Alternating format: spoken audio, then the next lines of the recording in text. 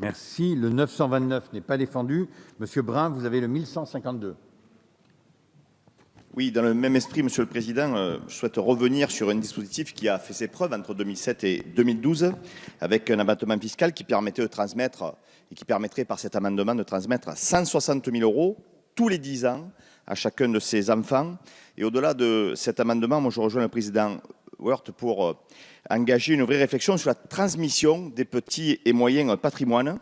C'est souvent le fruit des économies de toute une vie. Ils sont déjà d'ailleurs très taxés tout au long du parcours des uns et des autres. Et avec l'augmentation de l'espérance de vie, cette transmission de patrimoine se fait de plus en plus tard. Elle saute même quelquefois une génération. Ça a un vrai impact sur le pouvoir d'achat et sur le parcours de vie de nos concitoyens. C'est en ce sens que cet amendement vous fait des propositions concrètes. Merci. Oui, Monsieur le Président Woerth a raison de dire que c'est une proposition que, de concert, nous faisons et que j'ai déjà portée. Je l'ai portée dans l'opposition, je le porte dans la majorité et je l'ai proposé au Premier ministre et au Président de la République. Ce qui est sûr, c'est que moi je suis très attaché, il ne faudrait pas qu'on confonde tout, mais c'est un avis personnel, à favoriser le capital jusqu'à un certain niveau. Parce qu'ensuite, il ne faudrait pas qu'il y ait d'effet trop d'aubaine. Alors après, quel est ce bon niveau sans doute que ce qui se passait sous la présidence du président Sarkozy et corrigé par le président Hollande était le bon niveau, me semble-t-il, mais on pourrait en rediscuter. Sur la facilité du capital, parce qu'effectivement, aujourd'hui, on hérite assez tardivement, puisqu'on hérite à plus de 50 ans.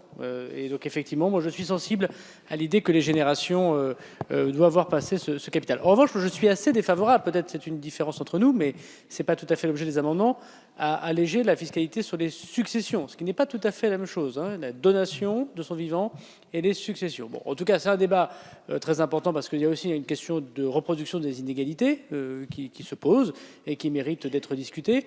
Je me range cependant à l'argument très fort du rapporteur général, puisque j'ai eu l'occasion de le dire, y compris dans mes interventions médiatiques, qu'il s'agissait en effet de mesures, si on voulait qu'elles soient pérennes et utiles, assez massives. Hein, et donc le choix qui a été fait par le président de la République, ça a été une baisse de 5 milliards des impôts sur le revenu, de défiscalisation des heures supplémentaires et de primes, sans doute.